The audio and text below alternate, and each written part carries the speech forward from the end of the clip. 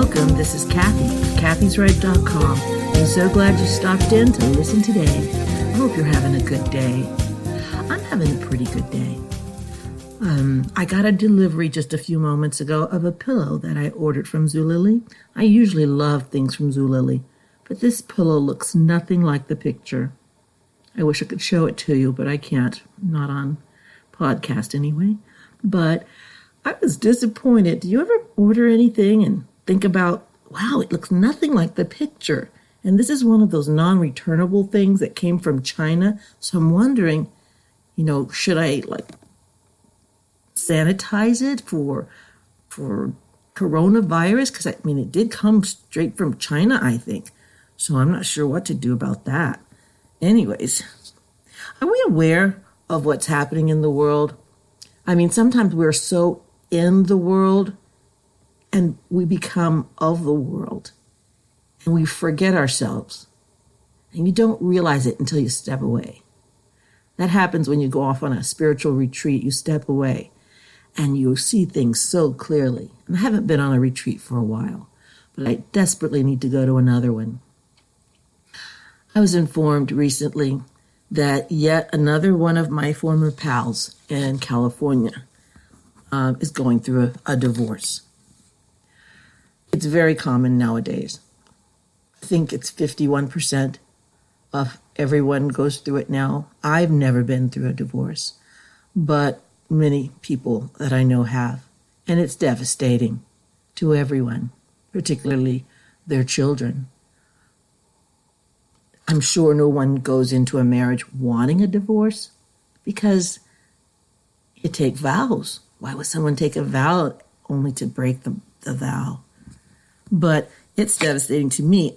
What I found was these were not, the bad people. These were the church-going people that I knew in California. And one of them has 8 children.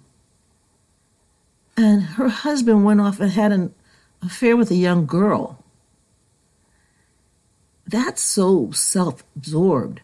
But that's the California that I remember. It's not all of California by far, but that is the California that I remember. Because when I was there, I was obsessed with what they were obsessed with. I was of that world. I didn't know I'd become like them.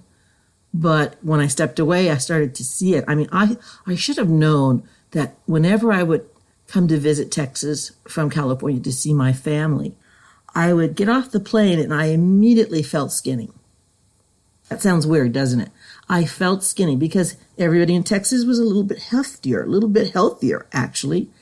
And that was how I grew up, and that's what normal people look like. Well, when I was in California, food was like a god. It's like they have many gods in California. Food's one of them. Some of them only eat fish. Some of them only eat vegetables. Some of them won't eat any food that had a face. So that means no animals. I was criticized for wearing leather. That was kind of funny to me because I was raised in Texas. I see a cow, I see steak. I see leather couches. I see, so when I came back to Texas, I got leather everything. I got new boots. I got leather rug. I got a leather sofa. I was just so happy to be back home. I kind of overdid it with the leather, but I was just so happy to be around normal people who saw animals, as animals and not as, deities. So it was very refreshing to come back home to Texas. But yeah, the women, when I was in California, I remember going to one of these women's groups. I was there when I first got, moved to this one neighborhood that I lived in. I wanted to make new friends and I thought this was the way to do it. And I went to a couple of these meetings, it was gatherings, you have wine and everybody talks and says a little chit chat. And basically these women were what they really wanted to know about me was my income level. That really was what they were interested in. So they will ask you questions like, so what does your husband do? Because I was a housewife. And just very kind of invasive. I don't ask anybody what their husband does. I don't care what their husband does. I don't care what their income bracket is. what I do care about is their character and if they're going to be a nice person. That's pretty much always been my standard. I remember my father, who was, I think, the best man I've ever known. My father, who would say, Kathy, there's a bare minimum that I need from people. I need to know about their character. The bare minimum is, do you lie, do you steal, or do you cheat? Because any of those, you're out. If you're a liar, I don't want to be friends with you. If you're a thief, I definitely don't want to be friends with you. And if you cheat, I can't trust you. Any of those things will not elicit trust from me. So my father was right. And so I am my father's daughter. And I find it repulsive when I find those things out about someone. So when I would go to these gatherings, I would get these questions. What did your husband do? Where's your house? And, oh, I drive a so-and-so. What do you drive? And those kind of questions. And they weren't interested in me. And I think the third time I went, that was the last time. And I came home and I said to my husband, I said, Gary, if I ever go to another one of these shindigs again, just, why don't we just tape our W-2 form right here on my shirt, and that way they know everything that really matters to them without having to ask me those stupid questions. How about that? And he knew I just had it. I never always had issues with those kinds of intrusive questions when people ask you something like, like when someone dies, go, how did he die? Like it's any of their business. People are so nosy. One time, California again, I went to the grocery store and, I was, a black mother. I wasn't a single black mother, but I was accused of being one all the time. All the time people presumed. But yeah, I was at the grocery store and I was going through the line and I had all of my kids with me. At one point, there were 6 and under, all of them. But they were a little bit bigger. I think this was summertime. And the cashier, she says, oh, are all these beautiful children yours? And I proudly said, yes.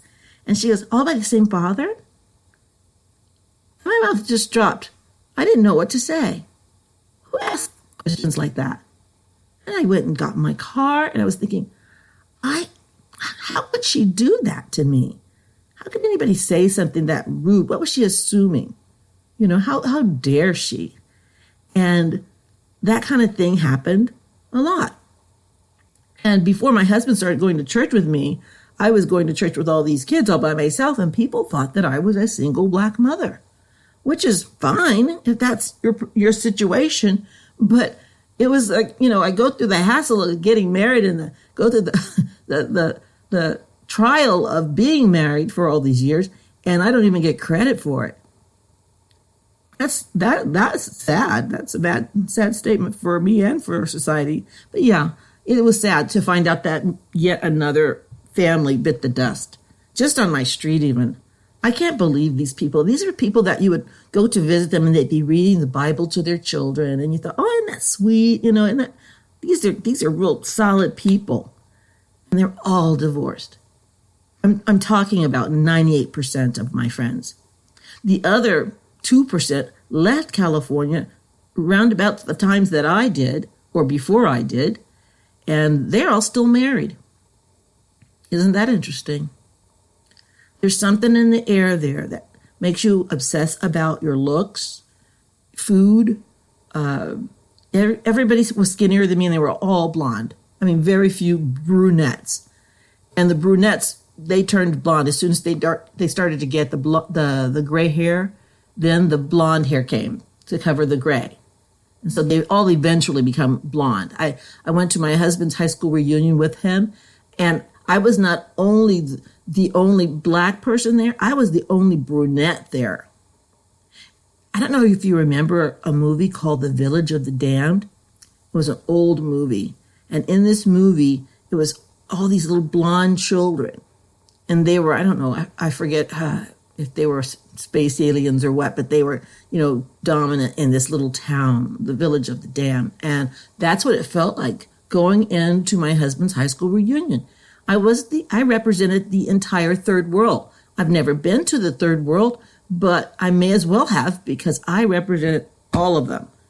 I'm talking about every brunette country, every African country, every country that had any kind of skin tone whatsoever. So what I find is nowadays that I'm refreshed to be in Texas.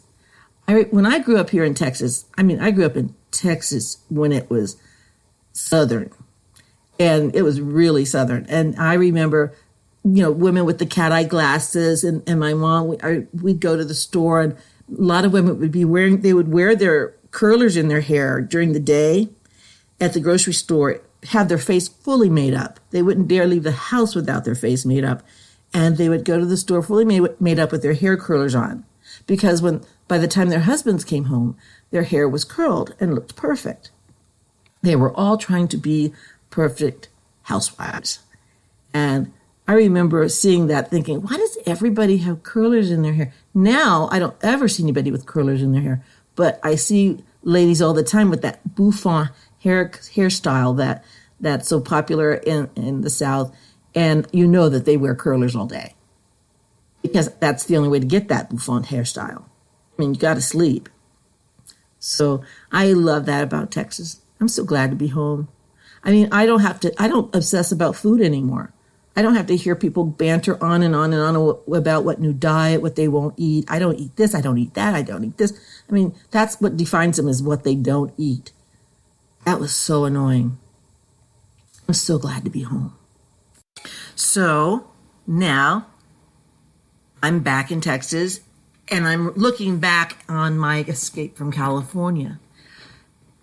It was no question when my husband retired what we would do.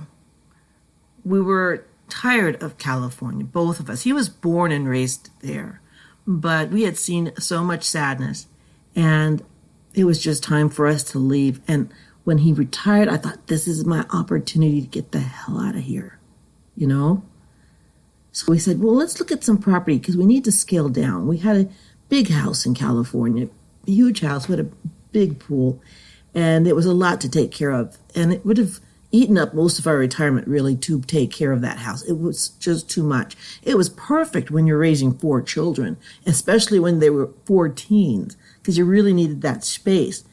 But with them all gone, I really didn't want to have to take care of that whole house. As it was, I had to have some help come in and help me clean. Then I had to have somebody to come help me with the yard because I couldn't take care of the yard by myself. My husband golfed all the time, so he did some yard work, but he couldn't do the whole half acre, and it was sloped and straight on some areas. And so it was a lot to take care of. It just would have consumed us. And so we moved to Texas, and we built a smaller home, a manageable home, and it was the right decision. But there were so many reasons for us to leave. One of which was I didn't feel like I had the freedom of speech, not in polite company at all. I felt very alone in my thoughts. I knew there were other conservative people, but I was definitely outnumbered. And I found that, I joined the NRA and got involved, and I met some other Texans there, and that really made me long for Texas. And I remember thinking, this isn't normal. I remember thinking, I'd been there so long, I began to think that these lifestyles were normal, and they were not normal. One lady her daughter played softball with my daughter, she would come over and she'd lay out by the pool, and we'd have margaritas, and she was bragging about her affair. And I was thinking, why is she telling me this? Why would somebody brag about an affair? Wouldn't you be embarrassed, ashamed somewhat? And what does she want me to say? You go, girl? No, I'm not going to say that. It was getting to be where there were just so many sad situations going on around me. I just wanted to get out of there. And seeing kids go off and do drugs, and some went off to war, and some went off and came back completely different. And I was just tired of living in California. I couldn't speak my mind most days, and I felt completely